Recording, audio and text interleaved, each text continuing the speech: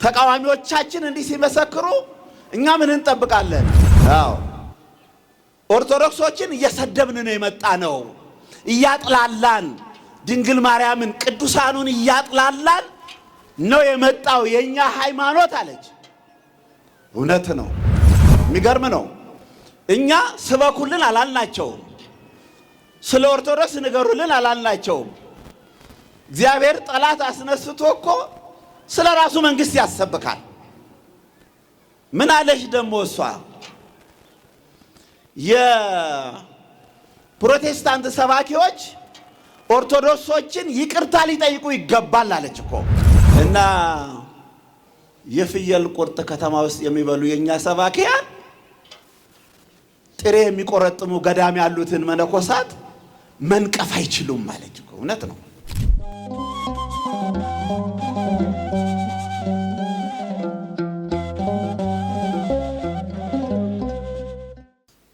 በስመ አብ ወወልድ ወመንፈስ ቅዱስ አሃዱ አምላክ አሜን። አረገ ውስተ አርያም ፄዊወ ከፄዋ።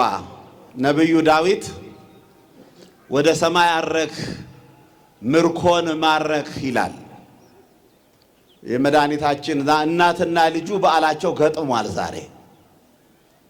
እሷ ብርሃን ለብሳ ብርሃን ተጎናጽፋ ገጿ እያበራ ሃይማኖት ያላቸውም የሌላቸውም እሷን ያዩበት ቀን ነው ዛሬ። ቀጥሎ ደግሞ ልጇ የመጣበትን ስራ ጨርሶ አጠናቆ ወደ ሰማያዊ ክብሩ ያረገበት ቀን ነው። ይሄን ነው የምናከብረው። ለኢትዮጵያ ሕዝብ ከዚህ የበለጠ ክብር የለም። እግዚአብሔርን ከማክበር እናቱን ድንግል ማርያምን የምስጢር የእግዚአብሔር የምስጢር የሐዲስ ኪዳን የምስጢር መገለጫ የሆነችዋል ከዚህ የበለጠ ክብር የለም። ሌላ ሁሉ ቀሪ ነው። የሚበላውም የሚጠጣውም ሁሉ የሚለበሰውም ሁሉ ነገር ቀሪ ነው። ከእግዚአብሔር ጋር የሆነ ነው ይህን ዓለም የሚያሸንፈው። ከእግዚአብሔር ጋር የሆነ ነው ዘላቂ ሕይወት ያለው፣ ዘላቂ ኑሮ ያለው፣ ዘላቂ ሕይወት ያለው፣ አዋቂም የሚባል ጥበበኛም የሚባል ሀብታምም የሚባል ከእግዚአብሔር ጋር የሆነ የእግዚአብሔርን ሕግ የጠበቀ ብቻ ይኸው ነው። እሱ ሀብታም ነው። እግዚአብሔርን ሕግ የጠበቀ ሀብታም ነው፣ ጤነኛ ነው፣ ሰላም ነው። እና ሁለቱም በዓላት ነው ዛሬ የምናከብረው። አብይ በዓል ነው። ከጌታ 9 አበይት በዓላት አሉት። ንዑሳን በዓላት ደግሞ 9 አሉት። ከአበይት በዓላቶቹ የዛሬው በዓለ ዕርገት ነው። ዛሬ በዓለ ዕርገት። ይሄ በዓል የምናከብረው እንደ ውሃ ደራሽ የሆነ በዓል አይደለም። ትንቢት የተነገረለት ትንሣኤውንም ዕርገቱንም ጥምቀቱንም ስናከብር ትንቢት ተነግሮላቸው የመጡ በዓላት ናቸው። እነዚህ ነቢያቱ የደከሙበት፣ ነቢያቱ የጾሙበት፣ ነቢያቱ ሱባኤ የገቡበት፣ ነቢያቱ ለዓለም ያስተዋወቁበት በዓላቶች እነዚህ ናቸው እና ነቢያቱ ከሰማየ ሰማይ ስለመውረዱ ሰው ስለመሆኑ ወደዚህ ዓለም ስለመጥቶ ስለመገለጡ ነቢያቱ ተናግረዋል። ስለመያዙም፣ ስለማስተማሩም፣ ስለመገረፉም፣ ስለመሞቱም፣ ስለመነሳቱም አናግሮ ነው የመጣው። ድንገት አይደለም የመጣው። በደንብ ሱባኤ ተቆጥሮለት በቀመር ተቀምሮ ሰዓቷ ስትደርስ ለአዳም ለልጆቹ በገባው ቃል መሰረት ከልጅ ልጅ ተወልጄ አድንሃለሁ በሚለው መሰረት ሁሏን በሰዓቷ ምንም ሳትጎድል፣ እግዚአብሔር የሚጎልበት ነገር የለም፣ የሚያጎድለውም ነገር የለውም። ሁሉንም በሰዓቱ አስተካክሎ ከአንዱ እንግዲህ ከተነገረው ትንቢት አንዱ አረገ ውስተ አርያም ፄዊወ ከፄዋ ወደ ሰማይ አረግ ምርኮን ማረክ ነው። አዎ መጥቶ ስራውን አጠናቆ ጨርሶ ምርኮ ማርኮ እነማንን ነው የማረከው? አስቀድሞ እንደምናውቀው እንደምንማረው ሁሉ አዳም ከበደለበት ጊዜ ጀምሮ አዳምና ልጆቹ በሰይጣን በዲያብሎስ ምርኮ ስር ነበሩ። ጠላት ባመጣው ሴራ በምርኮ ውስጥ የነበሩት እግዚአብሔር በኃይል በጉልበት በአምላክነቱ አይደለም ሰውን ከፈጠረበት ፍጥረቱ ያዳነበት ምስጢር ይበልጣል ተብሎ እንደተነገረው ተማርኮ የነበሩ ነፍሳት ቅዱስ ጴጥሮስ ምን አለ? ወደ ወህኒ ወረደ፣ በወህኒ ታስረው ለነበሩትም ነፃነትን ሰበከላቸው ይላል። በአካለ ነፍስ ወደ ሲኦል መውረዱን የሚያሳይ ነው። ይሄ ነው ምርኮ ማለት ይሄ ነው። ዲያብሎስ የማረካቸውን ሰዎች ማርኮ የራሱ ማድረግ ወደ ነበሩበት መመለስ፣ አዳምና ልጆቹን ወደ ነበሩበት ቦታ መመለስ፣ ይሄ ነው ምርኮ የተባለው። ዛሬ ሁላችን የእርሱ ምርኮኞች ነን። ዓለም በሙሉ ቢያምንም ባያምንም የኢየሱስ ክርስቶስ ምርኮኛ ነው። አዎ ይሄ ምርኮ የተገኘው ደግሞ ዝም ብሎ በምድራዊ ጦርነት አይደለም፣ በምድራዊ ውጊያ አይደለም፣ በአምላካዊ በኃይል በጉልበትም አይደለም። ምርኮ የተማረክነው በኃይል አይደለም። ዲያብሎስ ብዙ ጊዜ ይቸገር ነበረ። መድኃኒታችን ኢየሱስ ክርስቶስ ወደዚህ ዓለም ሲመጣ በቤተልሔም ሲወለድ ይከታተላል። መቼም እግር ለእግር ነው የሚከታተለው። እኛም ብቻ አይደለም ራሱን ባለቤቱንም እግር ለእግር ሲከታተል ነበረ። ማን እንደሆነ ምን እንደሆነ ለማወቅ ሲከታተል ነበረ። ግን ሲከታተለው የእግዚአብሔር ልጅ ነው ተብሎ በዮርዳኖስ ተነግሯል። መላእክቱም በቤተልሔም ዘምረውለታል። ይህን ሁሉ ሲሰማ የእግዚአብሔር ልጅ ነው ሲባል ሲሸሽ ያየዋል። ሲጠማ፣ ሲራብ፣ ሲተኛ ያየዋል። ግራ ይገባው ነበረ ማለት ነው። ሲራብ ሲጠማ፣ በአንድ በኩል ደግሞ ሙት ሲያስነሳ ተአምር ሲፈጽም ሲመለከተው ሲያየው ተምታቶበት ግራ ገብቶት እንግዲህ የእግዚአብሔር ልጅ ነው እንዳይል እንዳይደመድም ሲራብ ያየዋል፣ ሲጠማ ያየዋል፣ ሲሸሽ ያየዋል። አይ የእግዚአብሔር ልጅ አይደለም ደግሞ እንዳይል ሙት ሲያስነሳ ለምጻሙን ሲያነጻ ሰው የማይፈጽም ልዩ ልዩ ተአምራትን ሲፈጽም ያየዋል። መጨረሻ የተዋወቁት ባጭሩ ቀራንዮ ላይ ነው የተዋወቁት። መድኃኒታችን ኢየሱስ ክርስቶስና ጠላታችን ዲያብሎስ ኤሎሄ ኤሎሄ ላማ ሰበቅታኒ በሚልበት ሰዓት ያልሰማ ጆሮ ኤልያስን ይጠራል፣ መጥቶ ያድነው እንደሆነ እናያለን አሉ እኮ።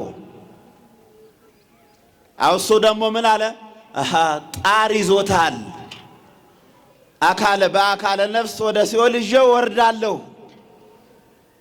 አዎ አጸራረ ቤተ ክርስቲያን ምን ይላሉ? ኤሎሄ ኤሎሄ አምላኬ አምላኬ ለምን ተውከኝ የሚለውን የማርያምን ልጅ የእግዚአብሔር ልጅ መጥቶ ተዋህዶት ነበረ። ፈተና ሲበዛበት፣ ግርፋት ሲበዛበት፣ ስቅላት ላይ ሲወጣ፣ ሐሞት ሲጠጣ የእግዚአብሔር ልጅ ጥሎት ሄደ የሚሉ መናፍቃን አሉ። ለዚህ ነው አምላኬ አምላኬ ለምን ተውከኝ ያለው። የእግዚአብሔር ልጅ ጥሎት ሄደ ይላሉ ሎቱ ስብሐት። እንደዚህ የሚሉ አሉ። በጣም ብዙ ናቸው።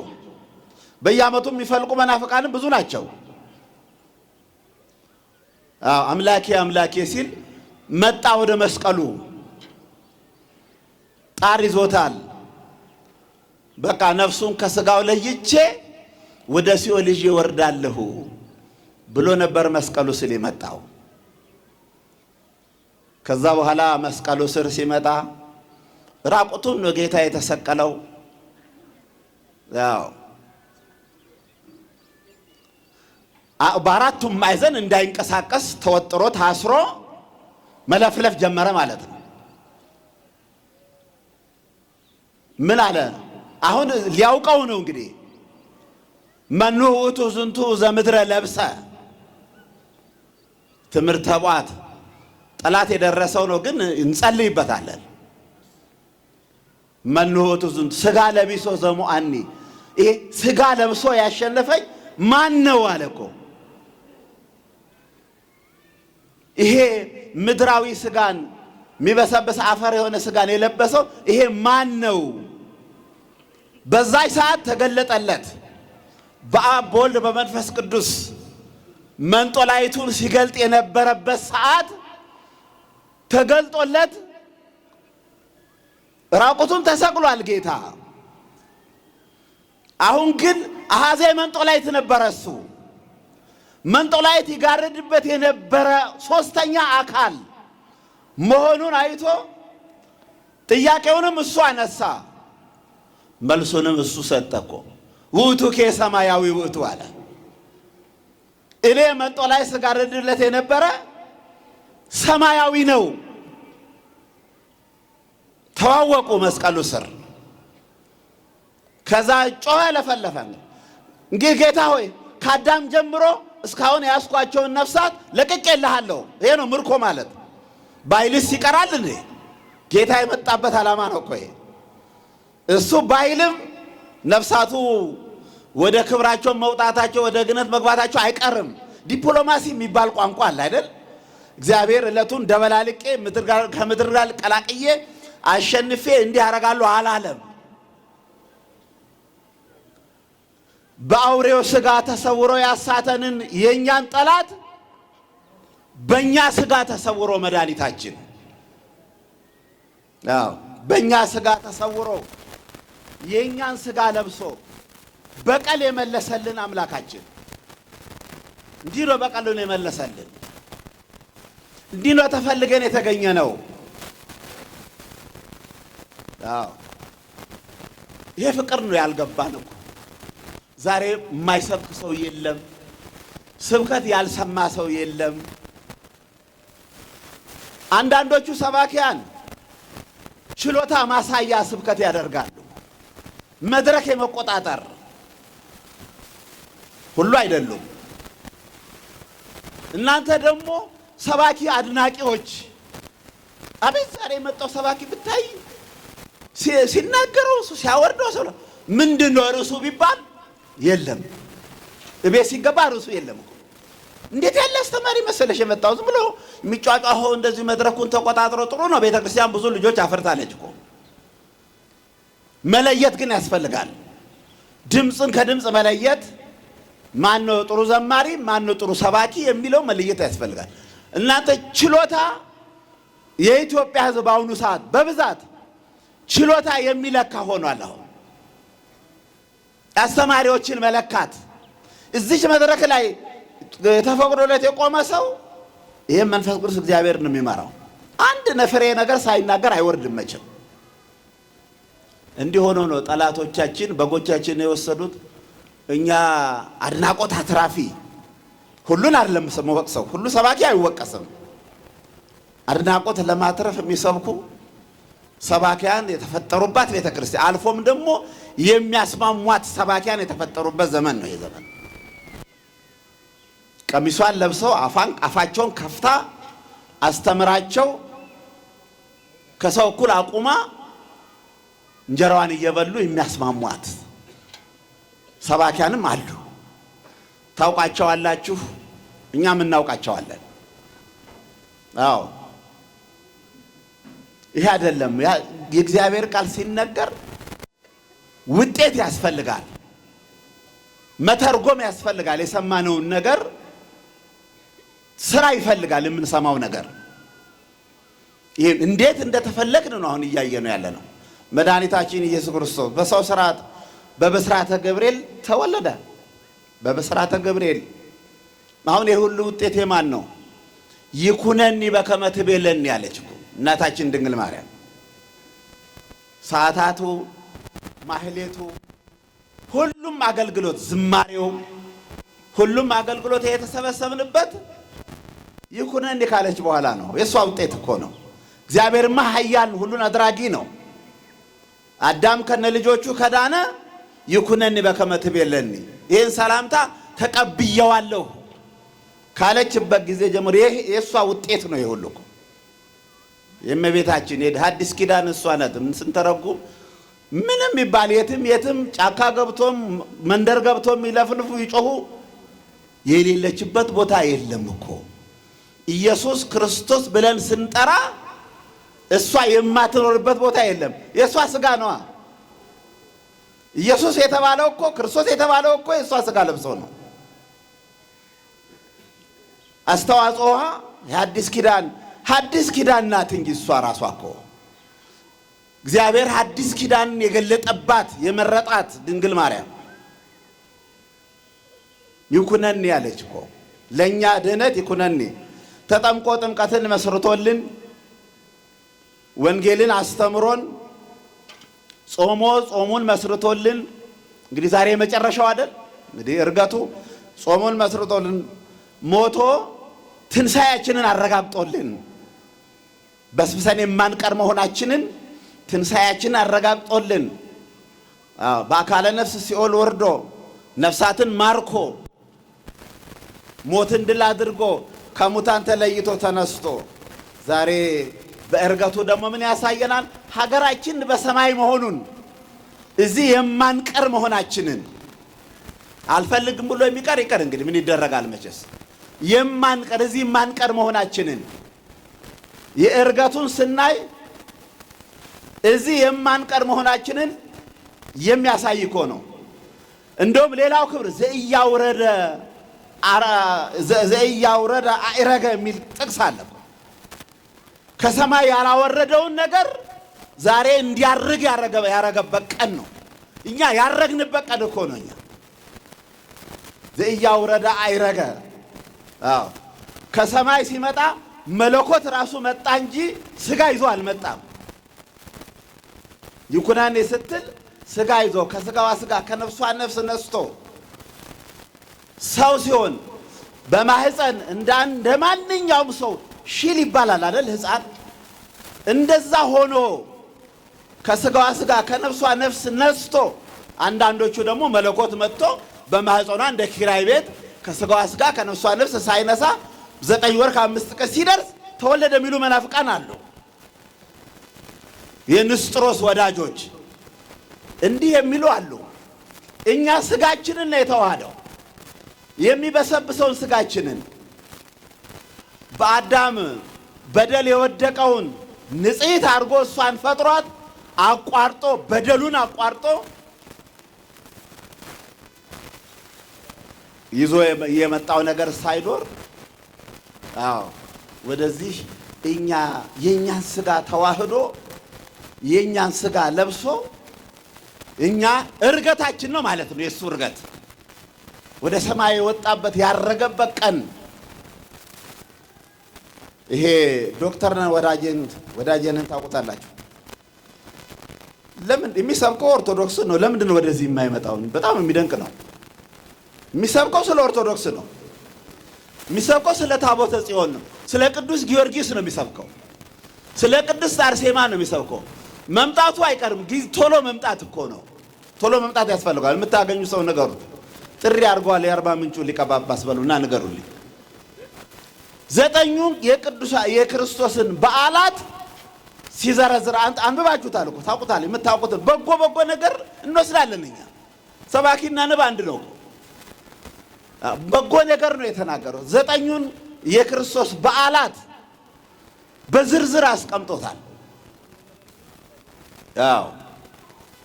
9 ተሳቱ በዓላት የጌታን 9ኙን በዓላት አብረው ያለች ቤተልሔም ደግሞ ጋዜጠኛዋንም አይታችኋታል። የሚገርም ነው። እኛ ስበኩልን አላልናቸውም። ስለ ኦርቶዶክስ ንገሩልን አላልናቸውም። እግዚአብሔር ጠላት አስነስቶ እኮ ስለ ራሱ መንግስት ያሰብካል። ምን አለሽ ደግሞ እሷ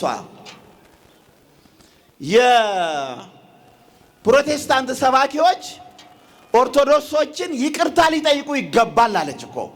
እውነት ነው ይሄ። ይቅርታ ሊጠይቁ ይገባል። ኦርቶዶክሶች በስላሴ ያምናሉ። የኛ ሃይማኖት አለች በስድብ ላይ የተመሰረተ ነው።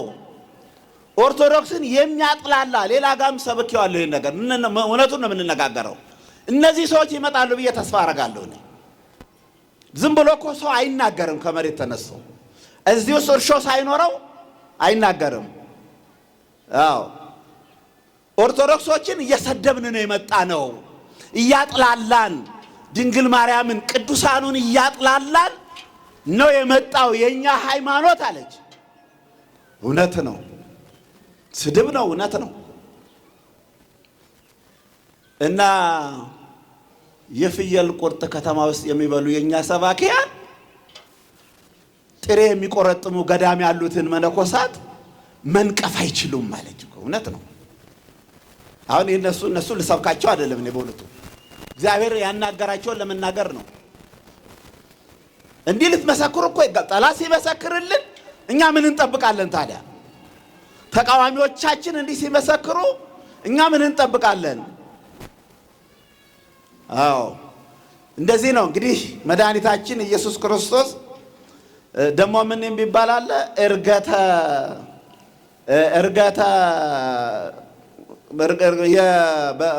እርገተ ስጋ በማህፀን የሚባል ትምህርት ደግሞ አለ። የዶግማ ትምህርቶች ናቸው። ጆሮአችሁ መስማቱ አይከፋም። እርገተ ስጋ በማህፀን በድንግል ማርያም ማህፀን ተጸንሶ ያለው መድኃኒታችን ኢየሱስ ክርስቶስ እዛ ውስጥ እሷ መላእክት ሲዘምሩ ተሰማ ነበር ይላል እና ከምልአቱ ሳይጎድል የተዋሃዳት ሰው የሆነው ከአብና ከመንፈስ ቅዱስ ሳይጎድል ከአምላክነቱ ሳይጎድል ሶስቱ አካላት ሳይቀዳደሙ አንዱ አንዱን አዛዥ ሳይሆን በድንግል ማህፀን ተጸንሶ ቃልና ስጋ ከተዋሃዱ በኋላ ይኩነኒ ብላ ካለች በኋላ ቃልና ስጋ ከተዋሃዱ በኋላ ሁለትነት የለም። ጌታ በማህፀኗ ሳለ ከአብ ከወልድ ከመንፈስ ቅዱስ ጋር እኩል በአምላክነቱ ሲቀመጥ ቃልና ስጋ ስለተዋሃዱ ይሄ ነው እርገተ ስጋ በማህፀን ማለት ይሄ ነው። ገና ሳይወለድ በአባቱ አጠገብ በመንፈስ ቅዱስ ከመንፈስ ጋር እኩል ሆኖ ቃልና ስጋ ከተዋሃዱ በኋላ መለያየት ስለሌለ እርገተ ስጋ በማህፀን ይባላል። ይሄ ዛሬ ደግሞ እርገተ ስጋ በ40 ቀን እርገት የመጨረሻው ዛሬ እንግዲህ አውጾሙ ባፋ እስከ ቢታንያ ማወጣቸው። ያሳዝናል። በጣም የሚያሳዝን ንባብ ነው ይሄ። ሐዋርያት ከማህበራዊ ኑሮ ተለይተዋል። በስሙ ተሰድበዋል። በስሙ ተጠልተዋል። እነሱን ማየት አይፈልግም። ከዘመድ አዝማር ተለያይተዋል። በዚህን ሰዓት ቢታንያ ተራራ ላይ አወጣቸውና አንሰ አይዴሁ ወባረኮሙ እጆቹን አንስቶ ባረካቸው ይላል። ክህነት ሰጥቷቸዋል። ማረጋገጫው ነው ይሄ መጨረሻው። እና እዛ እነሱ ቆሞ ቢታንያ ላይ እያሉ ወደ ላይ ከፍ ከፍ አለ። ያሳዝናል። ሰው እንኳን በአውቶቡስ የሚሸኙት ሰው እንኳን አስሬ እንዲህ ትላላቸው አይደል? አውቶቡስ ሲንቀሳቀስ ከዛም አውቶቡስ ያለውም እንዲህ ይላል።